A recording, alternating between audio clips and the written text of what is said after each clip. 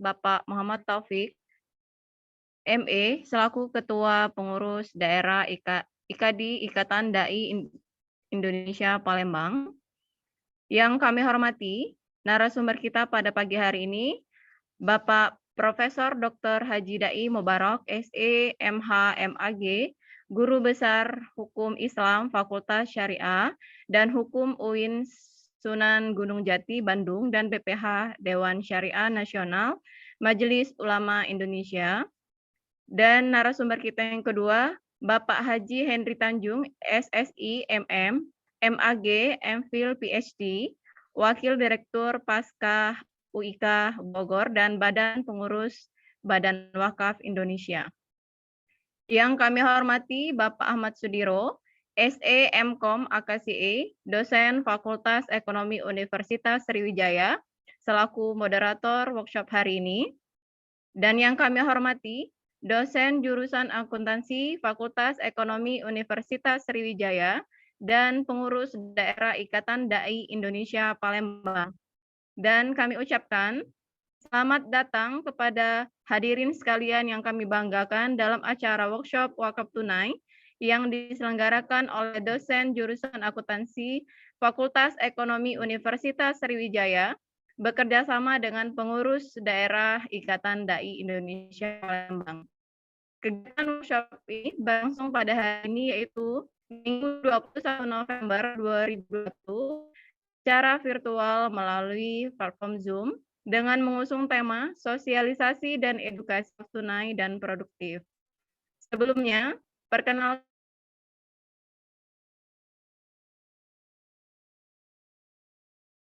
jam ke depan.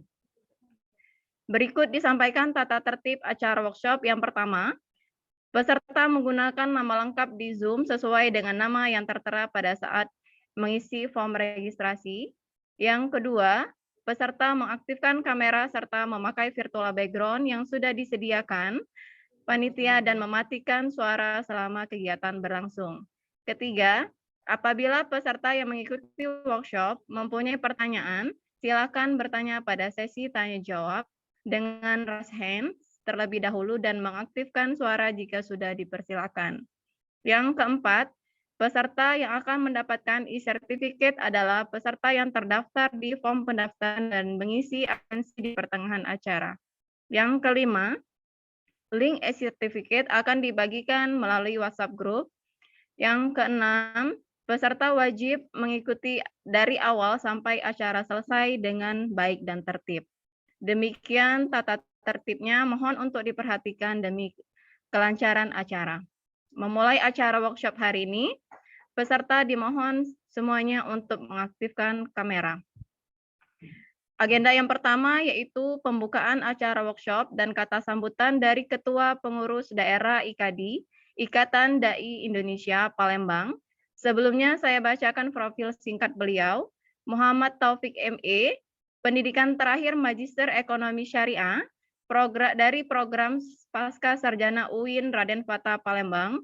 Beliau adalah seorang dai dan juga dosen dan juga wirausaha. Kepada Bapak Muhammad Taufik ME, waktu dan layar kami persilakan.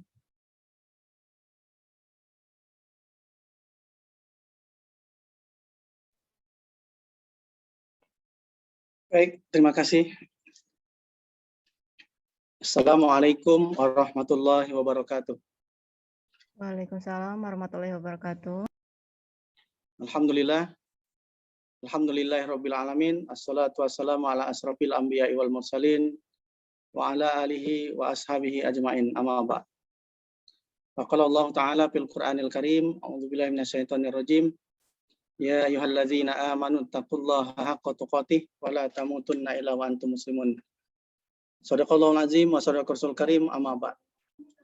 Yang kami hormati Bapak Profesor Haji Dai Mubarak SE MH MAG, yang kami hormati Bapak Henry Tanjung PhD, yang kami hormati Bapak Ahmad Sudiro SE MKom AKCA, para peserta, para pengurus Ikatan Dai Indonesia, hadirin hadirat peserta yang berbahagia. Alhamdulillah pada hari yang berbahagia ini Mari kita selalu bersyukur kepada Allah Subhanahu wa taala yang telah memberikan kita berbagai nikmat, berbagai rahmat, hingga pada hari ini kita masih diperkenankan oleh Allah untuk menikmati indahnya hidup ini, hingga kita masih dapat melaksanakan kewajiban-kewajiban kita. Salam dan salawat semoga tercurahkan kepada junjungan kita Nabi Agung Muhammad SAW beserta sanak keluarga, para sahabat, penegak ajaran agama Allah, kaum muslimin, muslimat hingga zaman amin Allahumma amin. Bapak Ibu hadirin hadirat yang berbahagia, pertama kami mengucapkan terima kasih banyak atas kerjasama ini yang sudah dikerjasamakan oleh antara dua belah pihak. Yang pertama dari Fakultas Ekonomi Universitas Sriwijaya beserta para dosen, para narasumber, bekerjasama dengan Ikatan Dai Indonesia, pengurus daerah IKADI, Ikatan Dai Indonesia Kota Palembang. Pertama kami ucapkan terima kasih atas perkenan dan kepercayaannya untuk menjalin kerjasama sehingga kegiatan workshop wakaf tunai ini, sosialisasi dan edukasi ini berjalan yang insya Allah sesuai dengan yang kita rencanakan. Program ini memang sangat lama, sudah lama kita tunggu-tunggu. Kerjasama dengan Universitas Sriwijaya, kerjasama dalam hal tridharma perguruan tinggi, baik pendidikan pengajaran, penelitian, pengabdian masyarakat, dan sebagainya. Kita sangat bergembira menyambut kerjasama ini. Dan ini memang harus bekerja sama, karena untuk berdakwah, untuk mengedukasi umat, rakyat ini tidak cukup hanya satu orang atau satu organisasi, tapi perlu bekerja sama. Dan sekarang zamannya bukan zaman kompetisi lagi, sekarang zamannya sudah zaman kolaborasi. Kolaborasi dengan berbagai pihak, kolaborasi dengan berbagai para ahli, ya, universitas dan ormas-ormas Islam dan lain sebagainya, sehingga kerja-kerja untuk keumatan, kerakyatan, kemasyarakatan ini bisa lebih ringan. Kami sebagai pengurus dan sebagai anggota Ikatan Dai Indonesia sekali lagi mengucapkan terima kasih atas kerjasamanya, ya, memberikan fasilitas, narasumber dan sebagainya. Mudah-mudahan Allah memberikan keberkahan, Allah memberikan kesehatan, ya, dan apa yang direncanakan oleh kita semua dimudahkan, dilancarkan oleh Allah Subhanahu wa taala. Yang berikutnya adalah kami mengenalkan diri secara singkat. Nama saya tadi sudah disebutkan, nama saya Muhammad Taufik bin Saiman. Saya jadi pengurus Ikatan Dai Indonesia, bahwa Ikatan Dai Indonesia ini adalah kumpulan, ya, merupakan ormas Islam yang terdiri dari para ustadz yang resah terhadap masyarakat kita yang masih sangat jauh dari ilmu agama. Dari ilmu agama jauh, ekonomi juga masih rendah, masih banyak menengah ke bawah. Nah, kepribadian inilah yang membuat para dai, para ustadz, para dosen mendirikan Ikatan Dai Indonesia. Dan ini sudah didirikan oleh pendiri-pendiri kita, para ustadz kita, para doktor kita, para kiai yang berada di Jakarta dan provinsi-provinsi sekitarnya. Dan alhamdulillah IKADI sudah berada di seluruh provinsi di negara Indonesia ini, termasuk di kota kabupaten juga. Jadi di seluruh kota kabupaten alhamdulillah sudah mayoritas sudah ada di kabupaten-kabupaten. Dan alhamdulillah insya Allah kita dalam waktu dekat kita akan menggiatkan lagi IKADI di kota kabupaten. Mudah-mudahan kegiatan ini bisa diteruskan, bukan hanya untuk yang di kota Palembang, tapi kita akan sebar lagi. Kita kerjasamakan lagi untuk kalau bisa nanti offline-nya di Palembang atau di luar kota Palembang, karena kita memiliki beberapa kepengurusan, beberapa daerah cabang di kota kabupaten. Ada yang di Pagar Alam, ada yang di Muarainim, ada yang di OI, ada di Musi Banyuasin, Lubuk Linggau dan sebagainya.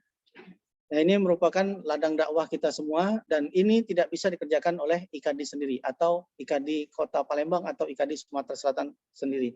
Oleh karena itu kerjasama ini sangat baik sekali antara para dai, para dosen, dan juga ormas-ormas Islam dengan lembaganya, dengan lembaga pendidikan, Ustaz Sriwijaya pada khususnya, kita sambut baik. Mudah-mudahan ini bukan yang pertama. Ya. Bukan yang pertama. Kalau biasanya kami kerjasama dengan UIN, IAIN Renpata Palembang. Ini alhamdulillah mudah-mudahan cikal bakal dari ekonomi ini akan berlanjut ke secara organisatoris, secara kelembagaan terus-menerus. Mungkin bisa ditindaklanjuti dengan MOU. Mungkin ini saja secara singkat biar kita bisa banyak mendapatkan ilmu dari para narasumber.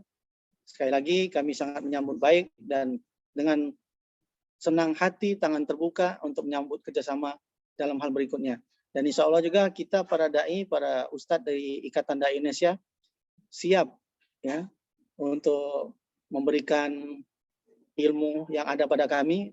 Kita juga para ustadz dari IKAD ini juga ada juga doktor ya.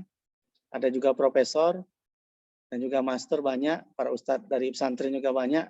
Jadi insya Allah sesuai kapasitasnya, insya Allah kita akan siap bekerja sama lebih lanjut, baik di dalam kampus maupun di luar kampus. Barangkali ini saja, mohon maaf atas salah dan khilaf, pada Allah mohon ampun, billahi taufiq wal hidayah. Wassalamualaikum warahmatullahi wabarakatuh.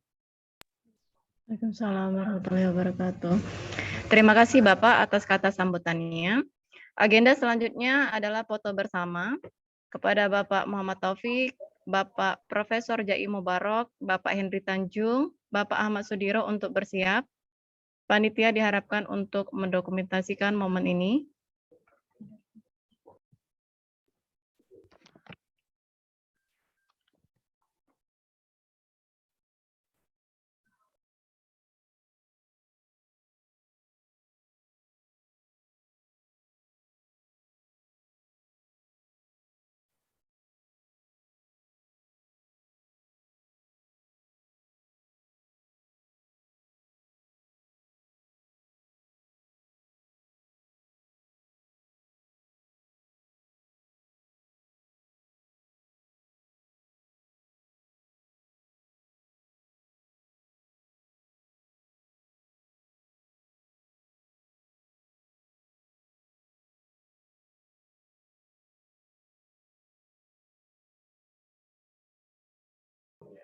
Oke, 1, 2, 3. Oke, terima kasih panitia.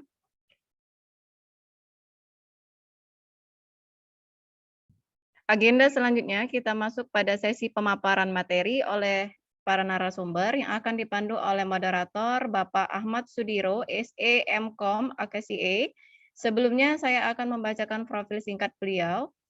Ahmad Sudiro, SE MKom AKSIE ini merupakan dosen jurusan akuntansi Fakultas Ekonomi Universitas Sriwijaya.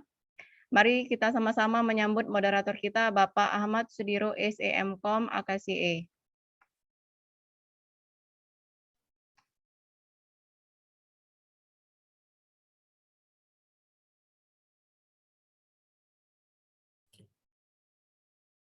Assalamualaikum warahmatullahi wabarakatuh.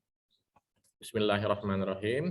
Alhamdulillahilladzi huwa arsala rasulahu bil huda wa dinil haq yuzhiruhu ala dini kulli wa kafa billahi syahida asyhadu an la ilaha illallah wa asyhadu anna muhammadar rasulullah. Allahumma sholli ala sayyidina Muhammad wa ala sayyidina Muhammad la nabiyya ba'da amma ba'du. Terima kasih Ibu MC, Ibu Padma, dan juga Pak Taufik Saiman, Ustadz Taufik Saiman, Prof. Jai, dan Dr. Henry Tanjung yang hari ini sudah bersedia hadir dalam acara kita ini, dan juga peserta webinar hari ini, yaitu dari DAI, Mubalih, dan juga pejuang ekonomi Islam di Sumatera Selatan. Juga beberapa di antaranya adalah mahasiswa dan mahasiswi akuntansi syariah dari jurusan akuntansi Unstri. Jadi di sini ada sebagian juga mahasiswa dan mahasiswi yang mengikuti akuntansi syariah yang hari ini juga ingin mendapatkan sharing ilmu yang banyak dari kedua pembicara kita pada hari ini. Bapak Ibu sekalian, wakaf bukan sekedar ibadah, namun juga sudah menjadi budaya Islam dari Rasulullah SAW, sahabat umat Islam, dan dari masa ke masa di seluruh negeri-negeri Muslim termasuk Indonesia. Jadi budaya wakaf ini di Indonesia sudah sangat lama mengakar, yang dilihat dari banyaknya masjid dan pesantren yang sudah berumur ratusan tahun. Selain itu, data BWI yang kami peroleh, yang kita bisa akses dari Badan Wakaf Indonesia tahun 2020 menyebutkan bahwa terdapat potensi wakaf sekitar 420.000 hektar tanah wakaf, atau itu bisa senilai sekitar 2.000 triliun rupiah, dan juga 188 triliun rupiah per tahun untuk wakaf uang. Jadi ini potensi yang sangat besar, yang luar biasa kalau memang ini bisa dioptimalkan, selain jenis-jenis filantropi religius yang berbasis Islam lainnya seperti zakat, infak, dan sodako. Sayangnya wakaf uang dan wakaf produktif khususnya hingga kini masih minim perhatian dari umat Islam, padahal potensi kedua jenis wakaf ini bagi penguatan aspek kehidupan umat sangatlah besar, ya, khususnya umat Islam di Indonesia. Mindset dan pemahaman yang kurang tentang wakaf, yang masih sempit dan kurang informasi tentang kompleksitas wakaf membuat potensi besar ini masih belum tergarap dengan maksimal. Oleh karena itu pada hari ini, ya, kita bersama dalam forum ini insya Allah akan mempelajari dan berusaha untuk mendapatkan pemahaman yang lebih mendalam, lebih luas, ya, lebih clear mungkin insya Allah terkait dengan wakaf uang dan juga wakaf produktif, ya. Di tengah kita, oleh karena itu di tengah kita ini sudah hadir dua pembicara yang bidangnya memang khusus, ya, dan mendalam terkait dengan wakaf ini. Yang pertama adalah Bapak Profesor Dr. Haji Jaih Mubarok, SE MA MAG, dan juga Bapak Dr. Henry Tanjung. Dan kita akan dengarkan pemaparan mereka, dengarkan hibah ilmu dari mereka agar bisa memperoleh kebermanfaatan hingga nanti kita bisa setidaknya memiliki wawasan yang lebih terkait dengan wakaf pada hari ini. Oke, jadi untuk tanpa berlama-lama, ya, saya akan bacakan dulu CV pembicara kita yang pertama, yaitu Bapak Jaih Mubarok. Oke. Beliau adalah Profesor Dr. Haji Jaih Mubarok, SE MH MAG. Pendidikan beliau S3 Studi Islam pada program Pasca Sarjana UIN IAIN Syarif Hidayatullah Jakarta. S2 Studi Islam program Pasca Sarjana IAIN Syarif Hidayatullah Jakarta. S2 Ilmu Hukum Sekolah Pasca Sarjana Universitas Juanda Unida Bogor. S1 Fakultas Ekonomi Universitas Ars Internasional Bandung. S1 Fakultas Syariah IAIN Sunan Gunung Jati Bandung. Nah, ini contoh yang baik yang perlu ditiru ini, ya. Jadi dua kemampuan keilmuan baik itu syariah maupun ilmu ekonomi beliau kuasai. Dengan kita bisa lihat dari background pendidikan beliau. Kegiatan profesi beliau adalah sebagai guru besar Fakultas Syariah dan Hukum FSH, ya, Universitas Islam Negeri UIN Sunan Gunung Jati Bandung. Sekretaris Bendahara Pelaksana Harian Dewan Syariah Nasional Majelis Ulama Indonesia, tanggal 22 Desember yang lalu disahkan. Wakil Sekretaris Komisi Fatwa Majelis Ulama Indonesia periode 2020-2025. Anggota pengarah Badan Arbitrase Syariah Nasional Majelis Ulama Indonesia dari periode 2020-2025, dan anggota Majelis Pakar Himpunan Ilmuwan dan Sarjana Syariah Indonesia atau HISSI periode 2020-2024. Tanpa berlama-lama, kepada Prof. Jaih Mubarok, waktu dan layar kami persilakan, Prof. Baik, terima kasih. Assalamualaikum warahmatullahi wabarakatuh. Alhamdulillah wassalatu wassalamu ala Rasulillah la haula wala quwata illa billah wa ba'du. Pak Ahmad Sudiro yang saya hormati, Pak Henry Tanjung dan Pak Saiman, ya, ke IKADI Sumsel yang saya hormati juga, Bapak Ibu sekalian yang hadir secara virtual pada forum ini. Pertama-tama saya berterima kasih atas forum ini, meskipun ada kegiatan lain ternyata yang saya tidak lihat agenda sebelumnya, tetapi saya ingin pada forum ini menyampaikan beberapa hal penting yang ingin saya sampaikan. Yang pertama, kalau kita lihat dalil dalam Quran dan hadis, itu tidak ada teks yang secara langsung yang dalam arti menggunakan wakaf ya, kata wakaf itu tidak ada. Tetapi dalam beberapa kitab ditulisnya adalah kadang-kadang al-wakaf, kadang-kadang al-ahbas, ya, al-habsu, dan kadang-kadang ada kata-kata yang lain. Dan dari segi ilmu akad, wakaf ini tidak digolongkan sebagai akad ya, tetapi ikrar. Karena ikrar itu artinya sebuah pernyataan yang berakibat hukum pada objeknya yang membuat kepemilikannya itu berpindah. Itu dalam pandangan jumhur ulama. Nah, saya ingin katakan dulu bahwa wakaf secara teori ilmu fikih itu dibedakan menjadi dua. Ada wakaf, maksud saya pendapatnya ya, bukan wakaf dalam arti wakaf, misalnya ada wakaf ahli, wakaf khairi gitu ya. Wakaf juri itu istilah-istilah yang kadang-kadang tumpang tindih, misalnya wakaf ahli itu ditulis juga dengan wakaf juri. Tetapi kalau kita lihat literaturnya, Bapak Ibu sekalian, yang pertama kalau kita lihat hadis di dalam Quran itu ulama menyambungkan kata wakaf itu dengan al-birro. Lang tanalul birro hatta tunfikun mimma tuhibbun. Jadi al-birro itu kalau dilihat dari segi penjelasannya itu berhubungan dengan hadis tentang bayruha ya. Bayruha itu juga hadis tentang wakaf yang kemudian ulama memahami kira-kira bisa dibedakan menjadi dua kelompok. Ulama Malikiyah dan Hanafiyah. Ulama Hanafiyah dan Malikiyah berpendapat bahwa wakaf itu tidak membuat kepemilikan objeknya berpindah dan tidak bersifat lazim. Sementara selain ulama Malikiyah dan Hanafiyah itu beranggapan bahwa akad wakaf itu lazim dalam arti kepemilikan objek wakaf berpindah dari milik wakif menjadi milik umum.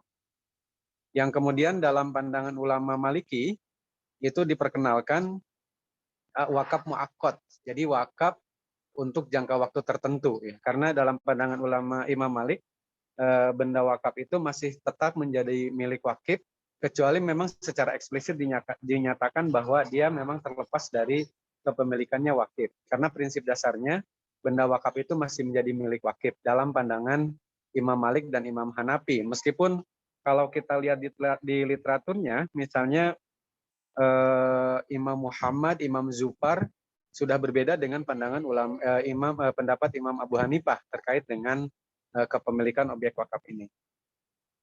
Yang berikutnya saya ingin sampaikan, ada 4 syarat objek wakaf yang kemudian berhubungan dengan topik yang kita diskusikan pada pagi ini. Yang pertama adalah harus ayakunal mauqufu malan mutaqawiman ikoron. Yang pertama adalah benda wakaf itu haruslah harta atau benda yang bernilai. Artinya mutaqawim itu ini tentu dalam pandangan ulama Hanafi setiap benda yang boleh dimanfaatkan itu mutaqawam. Dan benda yang tidak boleh dimanfaatkan secara syariah itu artinya tidak mutaqawam. Ikoron itu artinya benda tidak bergerak. Jadi dalam pandangan Abu Hanifah benda tidak bergerak seperti mobil, pakaian, itu tidak cukup syarat untuk dijadikan mauqufih atau objek wakaf. Dan yang kedua, ya, syaratnya itu adalah ayakunal mauqufu ma'luman, bahwa yang kita wakafkan itu sudah pasti, ya, sudah pasti mana yang kita wakafkan, mana yang kita tidak wakafkan. Sebagaimana dalam akad jual beli, bahwa mabi itu harus maklum. Yang ketiga ayakunal mauqufu mamlukan lil waqifi hinna waqafahu milkan taman. Jadi benda yang diwakafkan itu harus milik wakif secara sempurna, secara penuh pada saat benda itu diwakafkan. Dan yang terakhir adalah ayakunal mauquf mufarrojan. Jadi benda yang diwakafkan itu sudah bisa diidentifikasi, dipisahkan. Ini penegasan dari tadi kata maklumat. Nah, Bapak Ibu sekalian, kalau kita bicara diskusi tentang wakaf uang, pada umumnya ulama termasuk Imam Abu Hanifah berpendapat bahwa uang itu tidak boleh diwakafkan. Ya. Kenapa tidak boleh diwakafkan? Karena dalam wakaf itu ada syarat ta'bid, yaitu di definisinya saja bisa dilihat bahwa barang yang diwakafkan itu adalah sebagaimana dalam hadis, in syi'ta habasta aslaha wa tasaddaqta samarotaha. Jadi jika engkau berkenan, maka engkau tahan pokoknya, kemudian disedekahkan hasilnya. Oleh karena itu maka dalam pandangan ulama pada umumnya, termasuk dalam pandangan ulama Abu Hanifah, bahwa uang itu tidak bisa dijadikan objek wakaf. Akan tetapi kemudian setelah muncul pendapat yang disampaikan oleh Ibnu Abidin dalam kitab Hasyiah Ibnu Abidin, di tayangan berikutnya bisa dilihat nanti, dia mengatakan bahwa yang namanya uang itu la tata'ayyan walau bita'yin. Ya. Jadi kalau uang itu tidak bisa dipastikan, tidak bisa yang mana uang yang kita gunakan misalnya atau yang kita beli dalam tanda kutip ketika bayu sorti, walau kita sepakat untuk dipastikan. Oleh karena itu maka meskipun dia tidak bisa tidak bisa tidak bisa diambil manfaatnya kecuali dengan cara digunakan atau dalam bahasa lain dengan cara dihabiskan, maka kalau dalam ilmu fikih muamalah maliyah itu ada mal istimali dan mal istihlaki ya. Mal istimali adalah harta atau benda yang tidak habis karena digunakan atau dipakai, sementara mal istihlaki adalah harta yang atau benda yang bisa habis karena digunakan atau dipakai.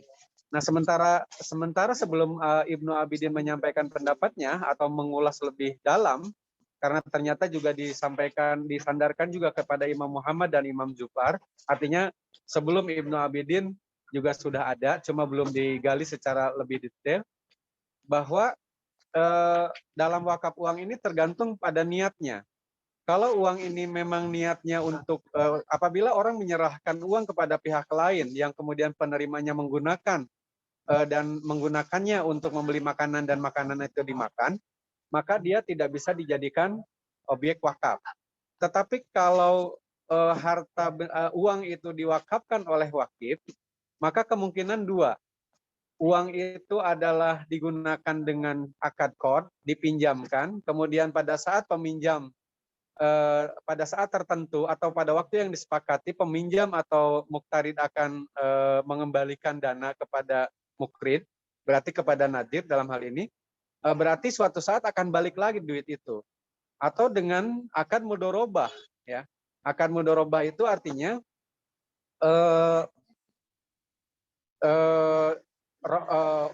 uang yang diwakafkan itu, yang menjadi mauquf bih, diubah menjadi dengan akad mudorobah menjadi ra'sul mal, kemudian dilakukan kegiatan usaha, dan keuntungannya adalah menjadi hak mauquf alaih, hak penerima wakaf. Sementara ra'sul malnya itu harus tetap berjalan kembali lagi sebagaimana ada. Oleh karena itu maka dalam literatur kita lihat ada teori untuk menjelaskan syartu ta'bid, ya, syarat bahwa benda yang diwakafkan itu harus mu'abbad, tidak habis sekali pakai, maka ini masuk karena uang yang disalurkan itu akan ada gantinya, baik dengan akad qard maupun dengan akad mudorobah. Atas dasar pertimbangan itulah kemudian ulama Hanafiyah terutama Imam Muhammad dan Imam Zufar, dia menjelaskan membolehkan adanya wakaf uang atau membolehkan uang menjadi objek wakaf, dalam hal ini mauquf bih, dan kemudian manfaatnya diterima oleh penerima manfaat atau mauquf alaih atau mauquf lah mungkin yang lebih pasnya. Nah, dalam konteks hukum di Indonesia, Bapak Ibu sekalian, saya melihat dalam undang-undang wakaf itu disatukan antara istilah benda dengan harta itu ya, sebetulnya agak berbeda karena tidak semua benda itu adalah harta. Tetapi dalam undang-undang itu menyebutnya harta benda wakaf gitu ya, seperti digabung seperti itu. Padahal tidak semua benda itu adalah harta secara fikih. Nah, yang kedua, Bapak Ibu sekalian, tentang wakaf uang, karena undang-undang kita itu sebetulnya mengakomodir pendapat ulama Hanafiyah dan Malikiyah di satu sisi, tapi di sisi lain juga berpegang kepada jumhur ulama, maka wakaf uang itu dibolehkan, dan wakaf uang itu boleh secara muakkad untuk jangka waktu tertentu, ya. Dan itu ada dalam peraturan pemerintah nomor 42 tahun 2006 tentang pelaksanaan Undang-Undang nomor 41 tahun 2004 tentang wakaf. Nah, dengan begitu kita berharap BWI, di sini ada Dr. Henry Tanjung, mudah-mudahan bisa mendorong ini terus berkembang, sehingga wakaf yang dilakukan di negara kita ini oleh masyarakat kita di Indonesia bertumbuh baik, dan kemudian melahirkan kemaslahatan bagi masyarakat Muslim khususnya, juga masyarakat Indonesia pada umumnya, karena manfaat wakaf itu setahu saya juga tidak dibatasi hanya untuk umat Islam, terutama untuk penggunaan yang fasilitas-fasilitas umum. Dengan berkembangnya wakaf, maka saya berkeyakinan atau saya menduga kuat bahwa peran Islam akan semakin besar terhadap pengembangan bangsa ini, karena manfaat wakaf tidak hanya harus diterima oleh umat Islam, tetapi non-Islam pun memungkinkan untuk menerima sepanjang mereka memang layak untuk menerima, gitu. Nah, di lapangan misalnya ada isu tentang wakaf uang itu dengan wakaf menggunakan media uang, ya. Sebab kadang-kadang sekarang ini berkembang di beberapa tempat, misalnya orang mendirikan pesantren, pembebasan tanah seperti media crowdfunding, ya, seperti itu, dia mencari dana dari banyak pihak, kemudian digunakan membeli tanah, maka itu sebetulnya bukan wakaf uang, tetapi wakaf melalui uang. Dan derivasinya cukup banyak, Bapak Ibu sekalian, bisa jadi nanti ada wakaf saham, wakaf perusahaan, bahkan ada bank wakaf, ya, di bagian akhir bahan tayang ini ada beberapa kitab yang saya sampaikan. Ada bank yang ada ide tentang bank wakaf, meskipun di Indonesia baru sebatas bank wakaf mikro, ya. Ini pun baru sekedar nama, nanti Pak Henry Tanjung bisa menjelaskannya lebih lanjut. Baik Bapak Ibu sekalian, ini yang bisa saya sampaikan. Saya mohon maaf tidak bisa utuh, ya, karena sudah hadir di ruangan, meskipun ternyata mohon maaf Pak Sudiro, Pak Profesor Satorinya berhalangan hadir nih ke Kuningan, ya. Jadi nanti saya sampaikan via WA ke beliau. Terima kasih, mohon maaf kurang-kurangnya. Hasbunallah wa ni'mal wakil. Wassalamualaikum warahmatullahi wabarakatuh. Waalaikumsalam warahmatullahi wabarakatuh. Terima kasih Prof. Jai. Karena Prof. Jai hari ini ada rapat yang memang harus dilaksanakan, jadi alhamdulillah hari ini ditandemkan dengan yang biasa tandem dengan beliau. Jadi Pak Ustadz Henry Tanjung yang memang sudah terbiasa, bahkan sering sekali tandem dengan beliau untuk mengisi materi-materi yang terkait dengan wakaf ini. Insya Allah, terima kasih banyak Prof. Jai. Kita langsung. Saya pamit duluan, ya. Siap, Prof. Dulu, ya. Terima kasih. Yuk, assalamualaikum. Waalaikumsalam. Warahmatullahi wabarakatuh. Baik, kita masuk ke sesi kedua dari acara kita ini, yaitu pemaparan materi dari Ustadz Dr. Henry Tanjung. Sebelumnya saya akan bacakan dulu profil singkat beliau. Mohon di-share.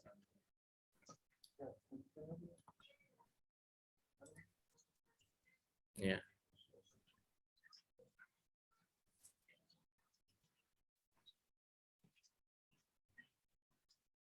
Ada.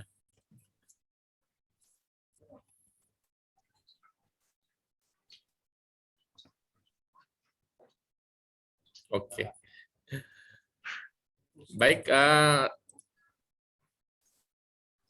saya bacakan profil singkat beliau. Bapak Dr. Henry Tanjung adalah Commissioner of Indonesian Waqf Board, Doctor of Philosophy, pendidikan beliau ada Doctor of Philosophy in Economics from the International Institute of Islamic Economics, International Islamic University, Islamabad, Pakistan in 2012. Past Director of the Postgraduate School, University of Ibn Khaldun, Bogor, and Chairman of International Council of Islamic Finance Educators Indonesia Chapter. Waktu dan layar langsung saja kami berikan ke Ustadz Henry Tanjung. Silakan Ustadz. Berapa menit nih Pak Ahmad? Dihajar aja. Orang Sumatera bilang hajar aja gitu. Hajar aja. Siap Ustadz. Ya, baik. Makasih. Assalamualaikum warahmatullahi wabarakatuh. Jadi tadi memang Prof. Jai sudah telepon saya sebelum acara kita mulai. Beliau tidak bisa berlama-lama. Jadi memberikan saya waktu yang lebih lama jadinya. Untuk acara ini ya. Baik, saya akan izin untuk meminikan slide-nya. Ya. Saya beri judul Wakaf Uang di Indonesia. Nanti akan saya bahas juga tentang aspek produktif ya, karena wakaf itu sesungguhnya produktif Pak Sudiro ya. Jadi kalau kita buat judulnya wakaf produktif itu salah sebenarnya ya, karena wakaf itu ya sudah produktif, kayak embedded gitu loh ya. Jadi kayak sudah melekat di dalam satu sifat. Kalau wakaf tidak produktif, apa yang bisa diberikan kepada Makobale? Nggak dapat apa-apa Makobale, kan? Nah, jadi maka itu saya beri judul wakaf uang di Indonesia. Ya. Pertama-tama saya ucapkan terima kasih nih atas undangannya. Ya, sudah diundang untuk mengikuti acara ini, karena sesungguhnya undangan itu adalah satu kehormatan ya, dan insya Allah saya akan penuhi apabila tidak uzur ya. Apabila tidak ada sakit maupun tidak ada uzur, insya Allah saya akan penuhi, karena hak seorang muslim adalah memenuhi undangan apabila diundang. Nah, kemudian tadi sudah dibacakan CV singkat saya ya.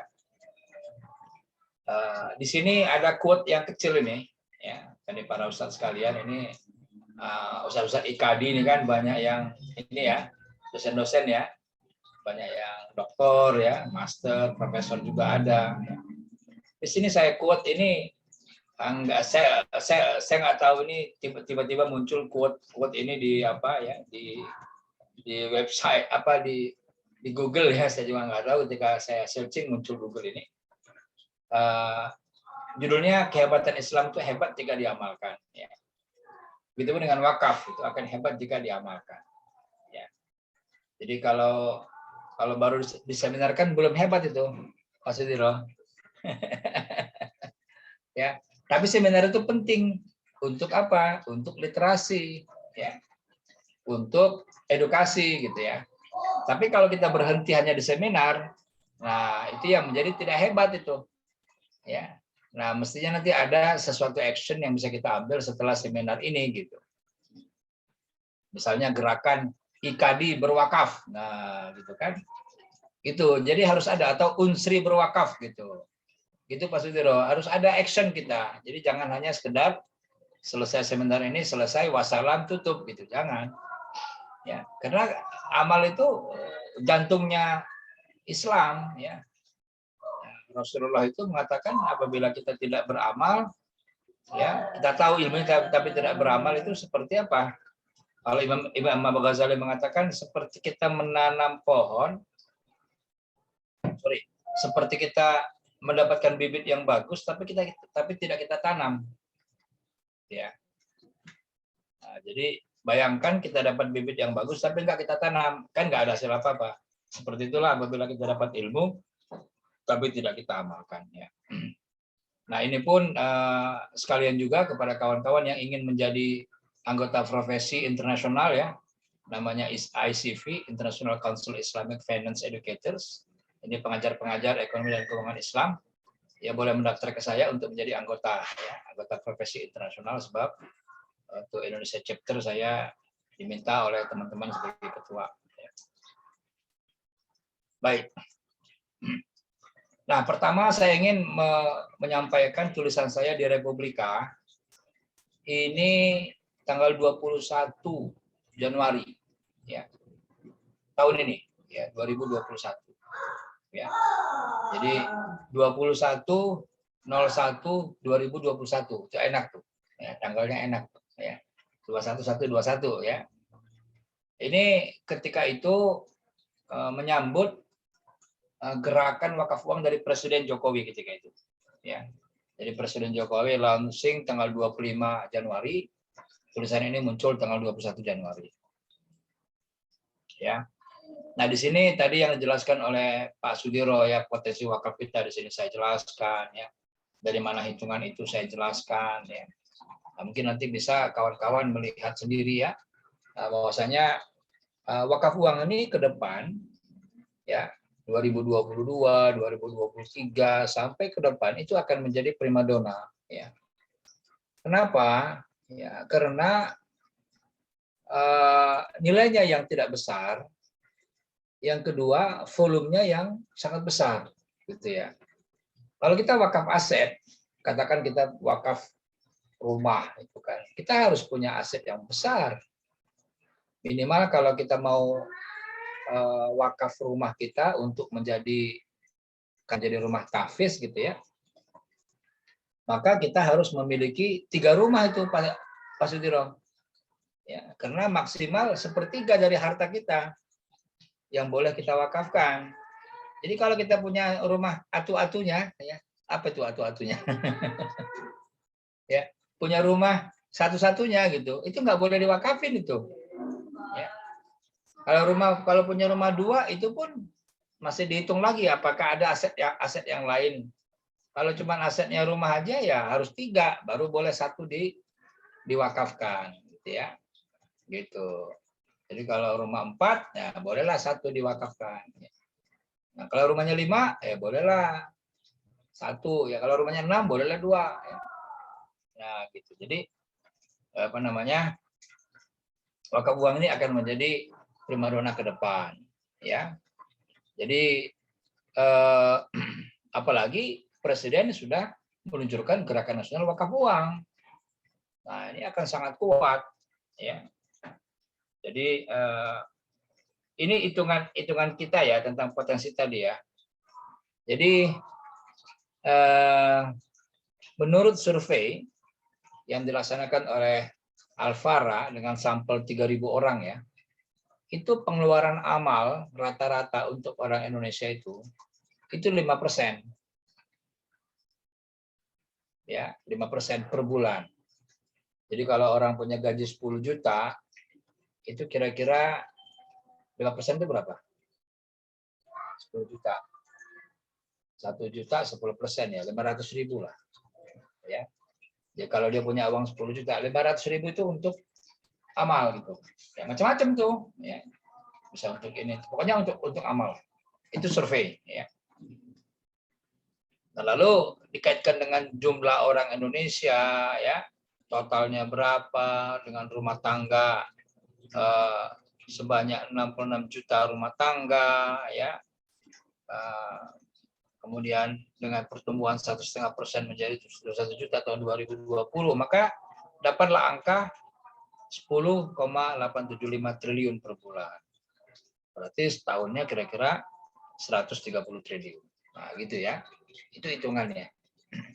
Dan ini karena ini sudah saya publish, berarti ini sudah apa ya, udah valid lah ya. Kemudian yang paling penting apa kalau bicara wakaf uang ini? Wakaf untuk kelas menengah. Ya. Kelas menengah di Indonesia itu naiknya luar biasa. Ya. Memang orang miskin masih banyak, tapi orang yang tadinya sederhana kemudian menaik menjadi kelas menengah juga banyak. Ya. Banyak. Ya. Nah, jadi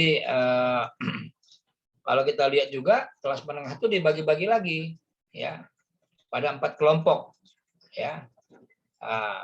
Yaitu apa? Ada namanya kelas rasionalis, apatis, universalis, konformis. Nah, gitu ya. Jadi macam-macam tuh modelnya. Nah, dari situ kita bisa lihat ya potensi wakaf untuk kelas menengah itu ada 2,5 triliun. Ya. Kemudian ASN nih, nah, ASN kan banyak sekali di kita ya. ASN, misalkan Unsri berwakaf dari ASN, nggak usah banyak-banyak misalnya. berapa? 10.000 ya. Wakaf itu jangan banyak, kalau wakaf uang jangan banyak-banyak, terasa nanti kan. Wakafnya kecil, jadi ketika hilang pun dia nggak terasa. Nah, dari ASN aja kita hitung itu bisa wakafnya 2 triliun per tahun. Lalu segmen ketiga perusahaan nasional. Nah, ini yang cukup besar ya. Dari CSR itu ada 12 triliun per tahun ya. Kemudian aset wakaf kita tadi yang 1.800 triliun itu kan 10%-nya ada tanah di tempat-tempat yang strategis. Lalu kalau itu dikomersialisasi ya itu kita mendapat sekitar 6,65 triliun ya. Nah, jadi kemudian kalau tanah tadi dikomersialkan ya dengan aset dengan angka 5% per tahun maka dapat 40 triliun per tahun ya. Jadi totalnya 180 triliun. Itulah asalnya, maka kemudian orang semua mengutip potensi wakaf uang Indonesia 180 triliun ya. Yang penting adalah agenda kita ke depan seperti apa ya. Nah, menurut saya pertama ya yang harus kita ini kan adalah bagaimana kita bisa menggerakkan ya, wakaf ASN ini. Ya, teman-teman di Unsri kan pada ASN ya. Gimana kita menggerakkan wakaf ASN ini karena Kementerian Agama sudah membuktikan. Kementerian Agama Pusat kemarin meluncurkan wakaf ASN, mereka bisa terkumpul 4 miliar tuh. Dalam waktu hanya berapa bulan, sebulan apa 2 bulan gitu. Ya, tahun 2020 yang lalu, akhir tahun itu. Ya, jadi kalau ASN semuanya itu bisa berwakaf itu akan sangat luar biasa. Ini perlu kebijakan political will ya. Yang kedua, menggerakkan kelas menengah Muslim, ya, khususnya kelompok konformis dan universalis, ya, di segmen elit dan menengah atas. Ya. Nah, ini kita bisa lakukan melalui apa? Media sosial, gitu ya. Karena sekarang udah nggak zaman lagi bikin-bikin spanduk, ya, udah nggak zaman lagi bahkan iklan-iklan di koran pun sekarang sudah orang tinggalkan. Sekarang orang iklan di mana? Di YouTube ya, di IG, di mana-mana sekarang orang iklan. Lebih dikenal daripada iklan di koran. Sekarang orang sudah nggak baca koran lagi. Ya. Nah, lalu yang ketiga, bagaimana kita mengajak perusahaan nasional untuk menelurkan CSR-nya dalam bentuk wakaf. Ya. Nah, yang keempat ini membina para nazir untuk meningkatkan kapasitasnya dalam pengolahan wakaf. Nah, ini nanti kalau kita bicara wakaf produktif ya.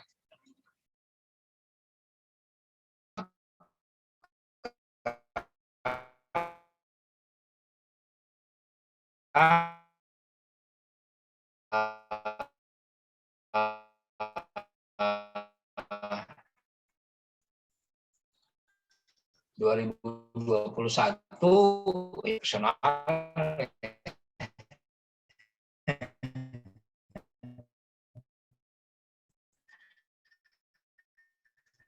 karena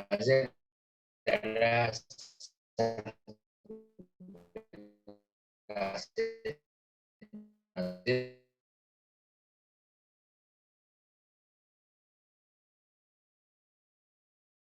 2 ya, kelihatannya ada masalah jaringan dengan Mas Henry, kita tunggu sebentar.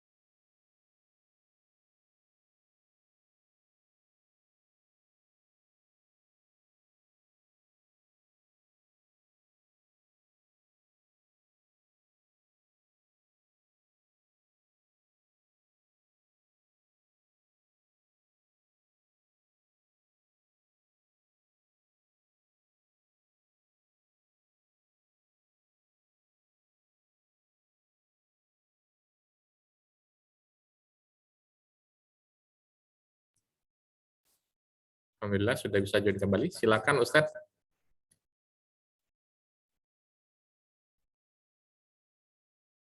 Assalamualaikum. Waalaikumsalam. Biasa ini Ustadz, romantika. Iya, romantika zaman Zoom. Kenapa ya? Siap, silakan Ustadz dilanjut.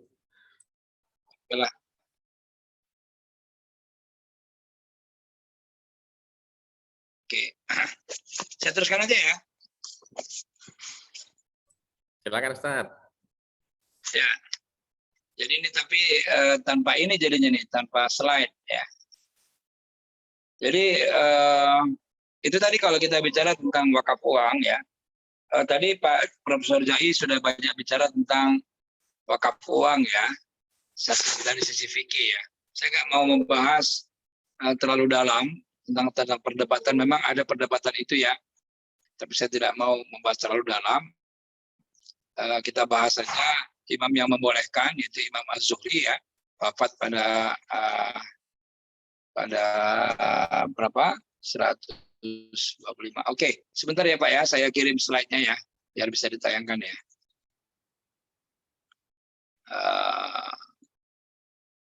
Sebentar.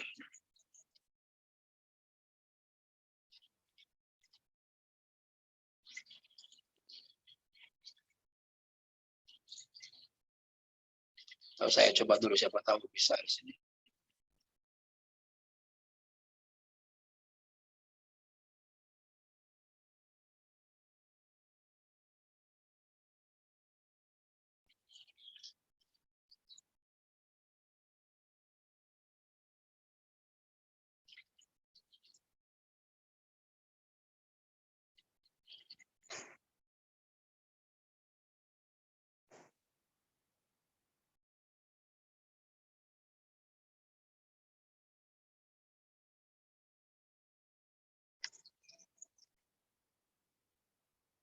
Recording in progress.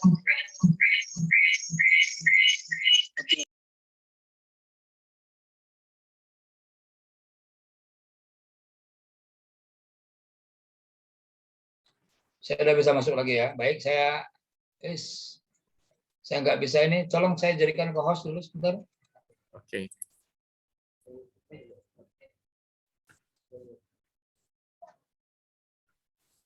Sudah dijadiin host? Baik, nah.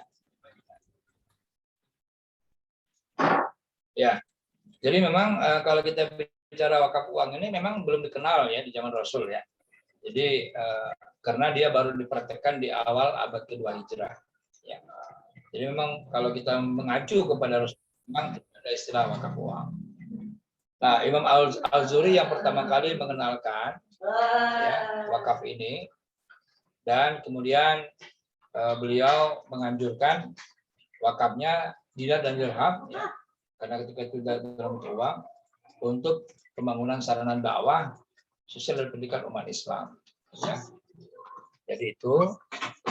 Kemudian di Turki pada abad ke-15 itu praktik wakaf uang telah menjadi istilah yang sangat familiar di tengah-tengah masyarakat. Ya. Nanti kalau antum ke Turki, antum akan melihat ya di kota Bursa itu 3 jam dari Istanbul sebelah selatan ya. Itu adalah salah satu kota yang di zaman Seljuk ya, itu kota yang sangat maju dalam wakaf uang. 3 abad kota itu maju karena wakaf uang ya, selama 300 tahun.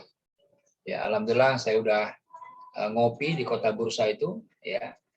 Saya bawa istri ketika itu, kita ke alun-alun ya, ke alun-alun. Jadi nanti Pak Sudiro boleh juga bawa istri itu ke kota Bursa ya. Terus di alun-alunnya itu sambil ngopi ya, ngopi Turkis, sekaligus menghirup udara di mana wakaf uang sudah menjadi budaya selama 300 tahun ya. Kita perlu ke tempat-tempat seperti itu supaya tidak sekedar konsep ya, karena sudah mereka praktekkan. Kemudian apa itu wakaf uang? Ini wakaf uang.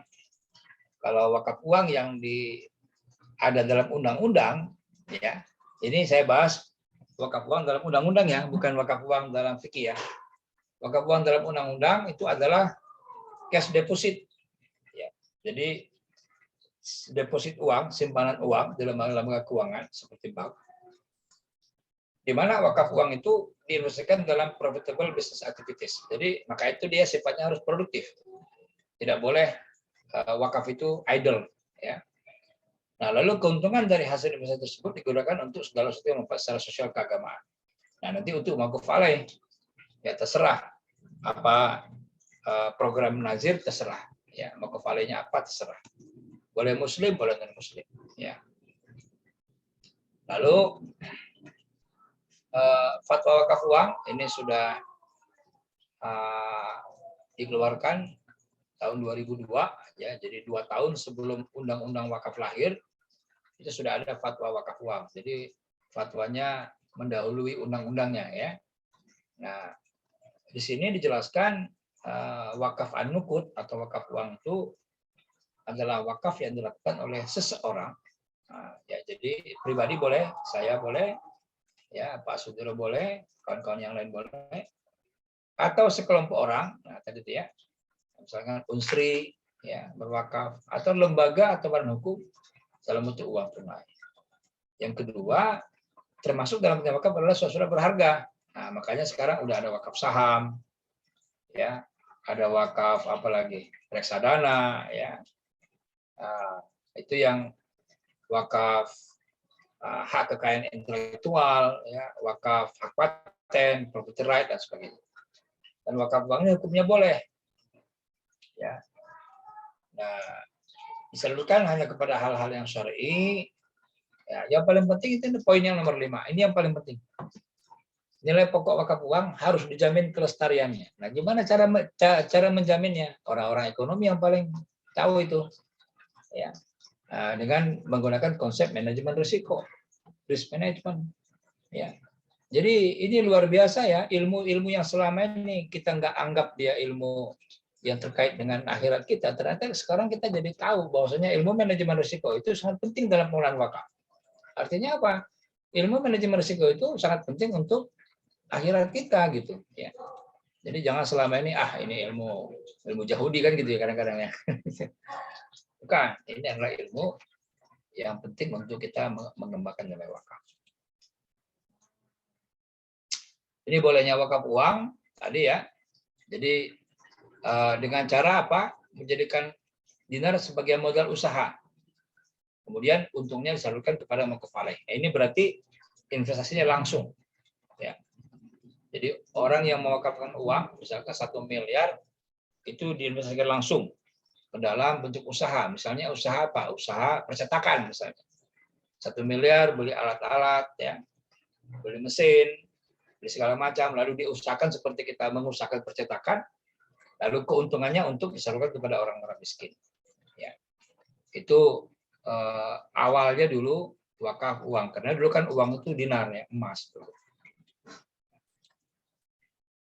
Nah, yang kedua, dalil bolehnya wakaf uang itu mutakalimin dari ulama mazhab Hanafi, ya, membolehkan wakaf uang dinar, ya, dan dirham sebagai pengecualian, ya, atas dasar ittisal bil urf. Nah, ini, ya, jadi mazhab Hanafi termasuk di tempat saya dulu belajar, ya, di Islamabad, itu mazhabnya Hanafi. Ya, jadi Hanafi di sana wakaf uang itu sangat luar biasa, ya, sangat berkembang. Ya. Nah, kemudian dalil yang ketiga, pendapat sebagian ulama mazhab Syafi'i. Ya, jadi tadi mazhab Hanafi, oke, mazhab Syafi'i sebagian lagi enggak, ya. Nah, ini Abu Syar meriwayatkan dari Imam Syafi'i tentang kebenaran wakaf dinar dan dirham. Ya, ini bisa dilihat dalam kitabnya, ya, tulisan Al-Mawardi dari Beirut, ya, terbitan Beirut tahun 1994. Kemudian keputusan lembaga fikih OKI, ya. Nah, ini negara-negara Islam yang tergabung dalam OKI itu punya lembaga fikih, itu sudah memutuskan dalam keputusan nomor 140 boleh wakaf uang, juga standar syariah internasional EOIF, ya. Auditing and Accounting of Islamic Financial Institutions, ya, di Bahrain. Itu juga boleh. Jadi udah banyak sekali yang menguatkan kebolehan itu, sehingga kalau kita bicara fikih wakaf uang sekarang itu rasanya sudah ketinggalan zaman ya. Karena lembaga-lembaga dunia pun sudah membolehkan itu. Yang kelima, undang-undang wakaf yang memperbolehkan wakaf uang, yaitu undang-undang wakaf kita, ya, Undang-Undang Nomor 1 Tahun 2004. Inilah yang membolehkan wakaf uang itu. Lalu bagaimana wakaf uang dan regulasinya di Indonesia? Nah, untuk Indonesia kita harus mengacu pada undang-undang. Ya. Nah, undang-undang wakaf berupa harta benda bergerak, berupa uang, ya, itu harus dalam bentuk mata uang rupiah. Jadi kalau saya misalnya saya baru pulang dari Eropa ya, lalu saya bawa euro, kemudian euro saya wakafkan, itu tidak boleh. Tidak boleh kita mewakafkan uang dalam bentuk mata uang asing, harus dalam bentuk mata uang rupiah. Melalui apa? Melalui LKSPU yang ditunjuk. Ya, sekarang sudah ada 26 lembaga keuangan syariah yang ditunjuk oleh pemerintah sebagai penerima wakaf uang, dan itu bank syariah yang besar-besar. Ya. Ada juga BPRS 1 atau 2 BPRS. Ya. Nah, lalu dengan pengelolaan dan pengembangan harta benda wakaf uang ini, ya, maka karena dia melalui investasi instrumen keuangan syariah, ya, jadi memang wakaf uang ini dia terbatas ya instrumennya, tidak umum ya. Jadi kalau dia wakaf uang, instrumennya investasinya harus wakaf uang. Apakah dia deposito atau dia bentuk yang lain ya. Misalnya yang sudah kita praktekkan itu cash wakaf dan sukuk atau CWLS. Ya. Nah, kenapa harus di LKSPBU? Supaya ada lembaga penjamin simpanan. Jadi ketika banknya failure, banknya gagal, wakaf uangnya tidak hilang. Ya. Nah, bagaimana investasinya? Nah, pertama pada LKS, pada bank syariah. Akadnya wadiah dijamin melalui lembaga penjamin simpanan. Ya. Jadi bisa kalau pada akad wadiah itu kan tinggal dikasih bonus ya. Jadi dia tidak wajib, kalau dia mudharabah kan bisa bagi hasil ya. Nah, ini wadiah saja. Jadi bonus. Ini yang paling aman. Kalau mudharabah ada kemungkinan kalau usahanya tidak bagus dia turun ya. Kemudian yang kedua, investasi pada instrumen keuangan syariah seperti obligasi syariah, saham ya, baik saham mudharabah, saham murabah, atau reksadana, atau koperasi syariah, atau asuransi syariah ya. Nah, tapi kalau untuk investasi pada instrumen keuangan syariah ini itu harus dijamin oleh nazir. Nah, itu dia. Ya. Harus dijamin oleh nazir. Nah, kemudian bagaimana dengan investasi di sektor real? Ini ada penjaminnya, yaitu apa? Asuransi. Nah, ini semuanya ilmunya manajemen risiko semua. Ya. Sehingga pembiayaan usaha mikro itu kita bisa lakukan melalui wakaf ini, tetapi harus ada penjaminnya, yaitu asuransi syariah. Lalu bagaimana aset wakaf baru? Misalnya nih, kita sudah punya uang, wakaf uang, katakan 100 miliar, kita bisa kumpulkan wakaf uang. Lalu hasil depositonya itu dalam setahun kita dapat 3 miliar. Berarti kan nambah tuh. Ya, penambahan 3 miliar ini gimana statusnya? Ya. Nah, itu di dalam PSAK 112 itu dimasukkan sebagai aset wakaf baru. Ya. Jadi hasil pengelolaan dan pengembangan itu digunakan sebagai besar untuk makuf alaih, sisanya untuk reinvest dan imbalan nazir. Jadi nazir dapat 10%. Ya, jadi kalau dari 100 miliar dapat 3,5 miliar misalnya, maka nazir bisa dapat 350 juta. Ya. Lalu reinvest aset wakaf akan menunjukkan aset wakaf baru, di mana sebagiannya sudah diwakafkan dan sebagiannya belum diwakafkan. Nah, seluruh aset baru tersebut diakui sebagai aset wakaf. Ya.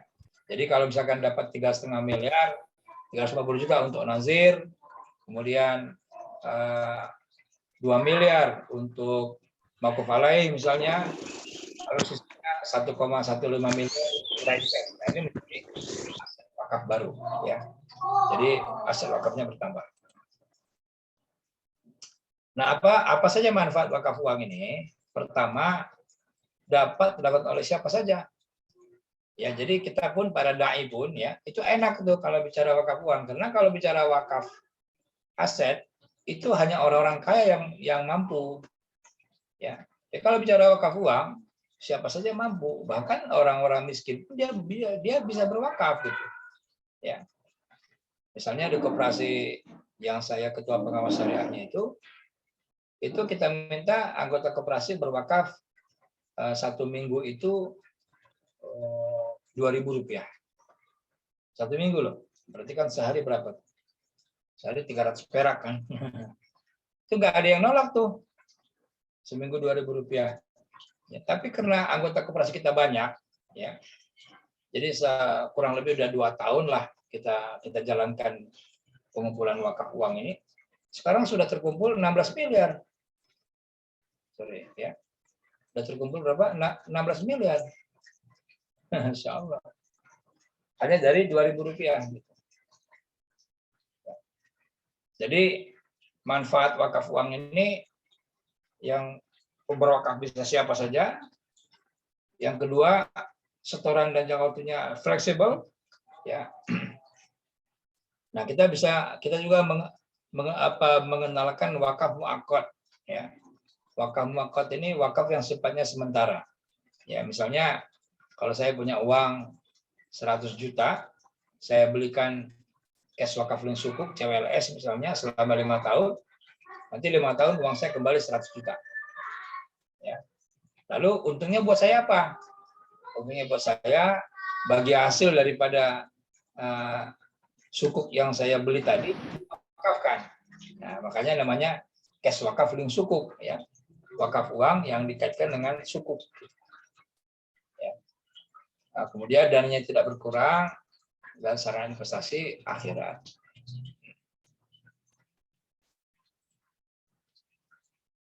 Nah, gerakan nasional wakaf uang ini diinisiasi oleh berbagai lembaga ya, yang memang motornya adalah Badan Wakaf Indonesia, tapi juga didukung ya oleh Komite Nasional Gabungan Keuangan Syariah atau KNEX, lalu Kementerian Keuangan, Kementerian Agama, dan Bank Indonesia.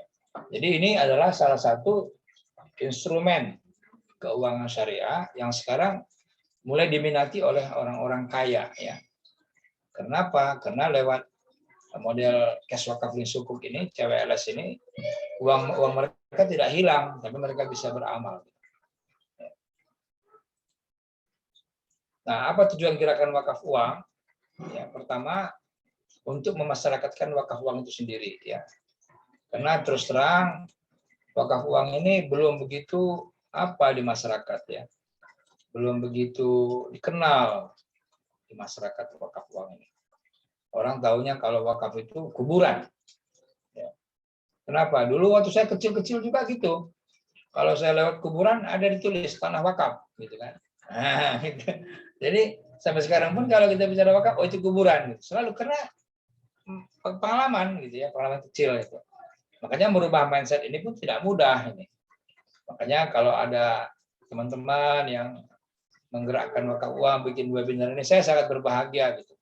Ya, karena terus terang ini akan membantu pekerjaan bagaimana kita memasyarakatkan perwakafan di seluruh Indonesia. Yang kedua, upaya untuk memproduktifkan wakaf. Ya. Saya juga nulis ini di majalah Kementerian Keuangan ya, judulnya CWLS upaya memasarkan wakaf uang dan membuktikan wakaf. Nah, nanti boleh dilihat ini. Ini kalau saya ini jalin nggak ya?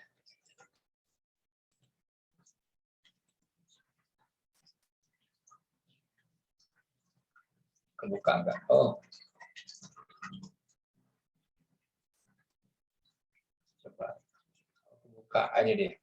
Kelihatan nggak ya? Kalau linknya kelihatan, tapi pas dibuka kelihatannya harus di share screen yang tab-nya itu. Oh iya, berarti saya harus Stop share, lalu buka yang itunya ya. Udah. Ya. Nah, ya kebuka. Sip. Nah, ini dia buletin SSN, Sahabat Sukuk Negara ya. Ini Kementerian Keuangan Republik Indonesia, Dirjen DJ PPR ya, Dirjen Pembiayaan ya. Ini Pak Luki sebagai Dirjen. Ini ya catatannya. Ya. Saya tulis di halaman berapa ya? Nih, halaman 23 ya, CWLS halaman 23. Kita kembali terus saja ke halaman 23, lihat ya.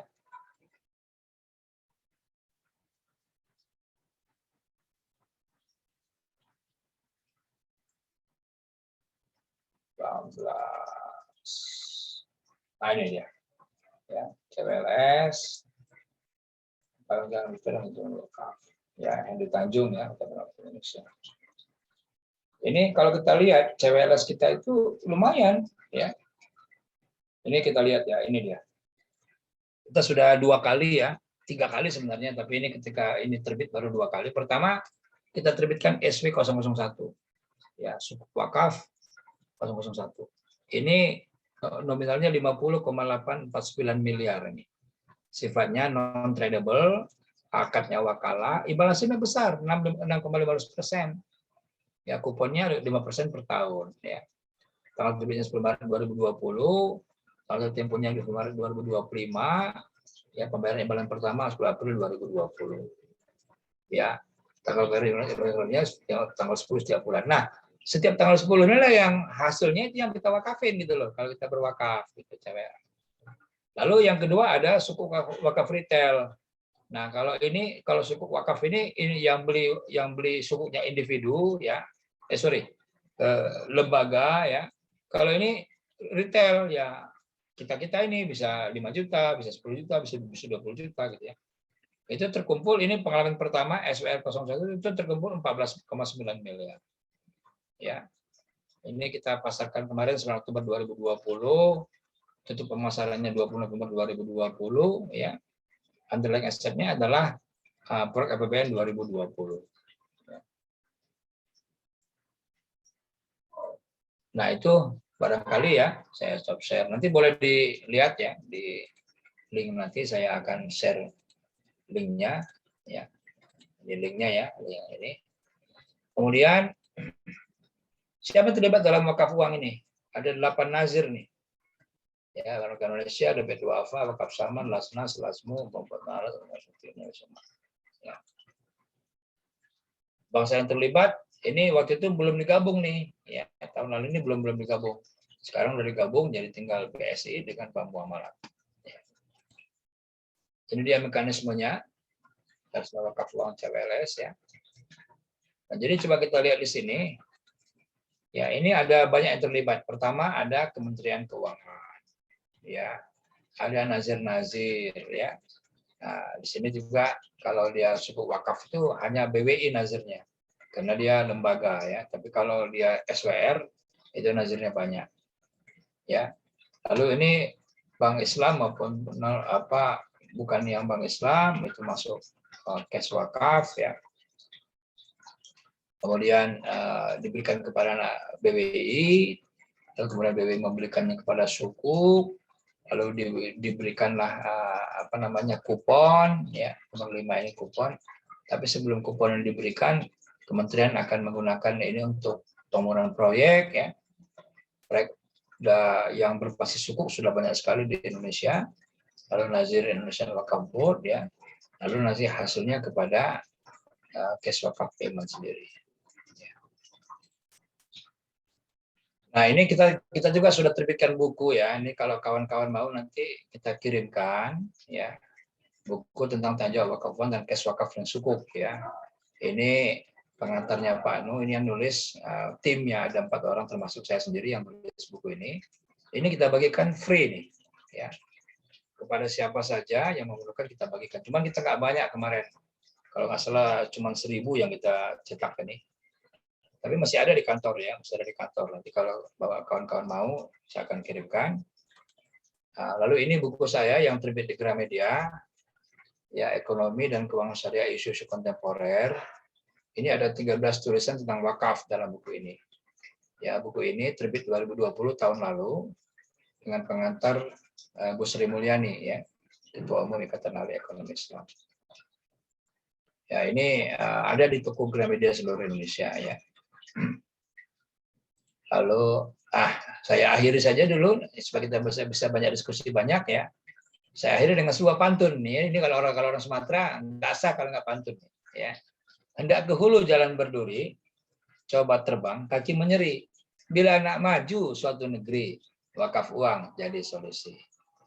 Assalamualaikum warahmatullahi wabarakatuh. Waalaikumsalam warahmatullahi wabarakatuh. Waduh, ini Sumatera nih keluar pantunnya. Baik, terima kasih Ustadz atas paparannya. Kita segera buka sesi tanya jawab. Ya, sesi pertama akan saya buka untuk 3 penanya. Boleh raise hand, ya. Untuk yang di chat nanti kita akan bacakan.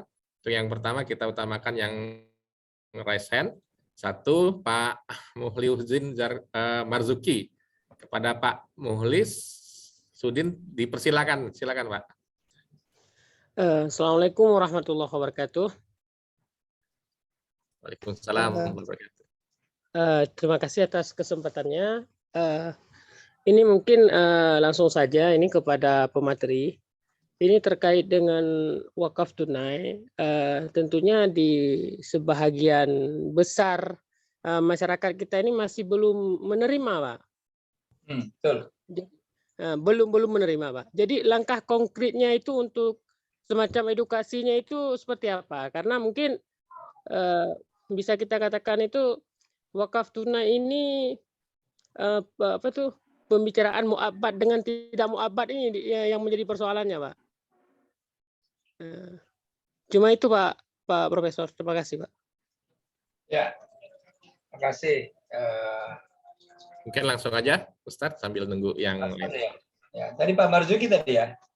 Iya. Ya. Jadi memang betul ya tantangan di masyarakat kita itu karena masyarakat kita itu belajar agama itu dari fikih sih, bukan dari akidah.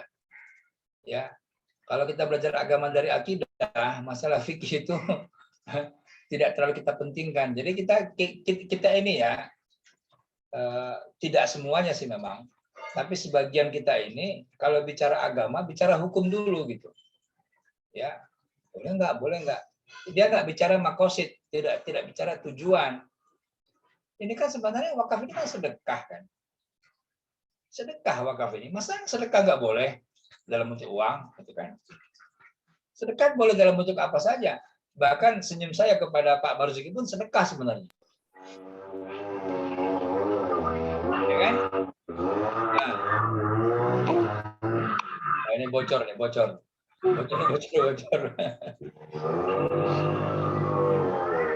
Admin, tolong admin ya. Gitu. Jadi memang kita harus lebih persuasif ya, mengatakan tujuan daripada wakaf ini tuh mulia, kita ingin membangun peradaban. Ya. Kita ini wakaf ini sedekah loh, cuma sedekahnya jariah. Ya, sedekah yang terus mengalir manfaatnya tidak habis gitu. Ya. Jadi kenapa orang dihimbau untuk berwakaf? Tadi itu supaya kemanfaatannya jelas. Ya. Nah, lalu jelaskan ya, sebaik-baik manusia khairun nas anfa'uhum linnas, bermanfaat bagi manusia lain. Masa kita nggak boleh kalau kita bersedekah dalam bentuk uang? Kita juga bersedekah ke masjid kok di karopak. Kita bersedekah kepada siapa saja kadang-kadang dalam bentuk uang gitu kan. Kenapa kita tidak boleh di sini gitu. Nah, kemudian ambil pendapat ulama yang membolehkan. Ya, nanti slide saya ini silakan dipakai nih Ustadz Marzuki. Ya. Silakan dipakai. Saya sudah free-kan ya. Tidak ada hak paten di situ. Ya, tidak ada hak cipta di situ ya. Semuanya milik Allah sudah. Silakan pakai ya. Nah, untuk menjelaskan kepada masyarakat. Karena betul ya, dai ini menurut saya jantungnya untuk mensosialisasikan masalah wakaf ini. Ya. Cobalah kalau misalkan di IKD itu ya dibuat kebijakan dalam 3 bulan misalnya, ya dalam 3 bulan khutbah Jumat, satu topiknya wakaf gitu. Ya, nggak usah tiap bulan, gitu. Tiap 3 bulan.